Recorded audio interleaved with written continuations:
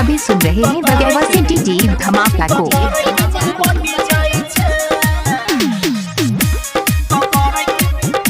सुन रहा छी कंचन रिकॉर्डिंग स्टूडियो से। दरभंगा के छौड़ा से छुआई छै तो करे की मधुबनी जाई छै तो करे की मधुबनी जाई छै जे रोज चौपा बाजार में भेटाई छै तो करे की मधुबनी जाई छै तो करे की मधुबनी जाई छै। दीवाना भाई का ही होगा।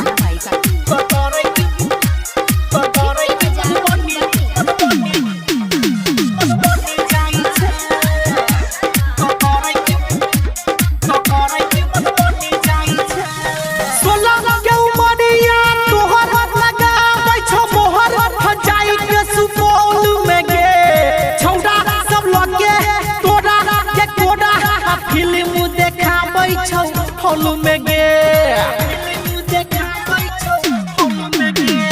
16 के उमरिया तोहर लगाबै छौ मोहर हजाई के सुपौल में गे छौड़ा सब लगे तोरा के कोड़ा फिल्म देखाबै छौ हॉल में गे झूठे के घर में ठकै छै तो करे की बलहा जाई छै तो करे की सुहत जाई छै सोनकी में रोज भेटाई छै तो करे की रमौली जाई छै तो करे की गरौरा जाई छै।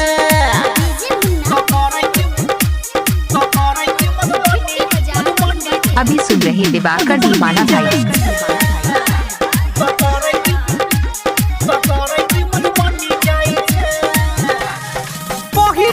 छोटे छोटे कपड़ा कराई दिल्ली लम्बा सुनीला माँ के संग में गे राघव से बड़ा लो नहीं पाला झूठो के ने छहला जवानी के उमंग में गे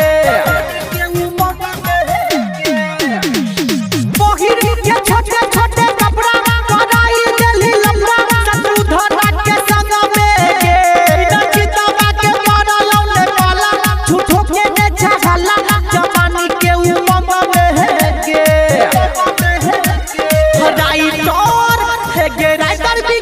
से मजा लई छै तो करे की बेलौना जाई छै तो करे की नरैला जाई छै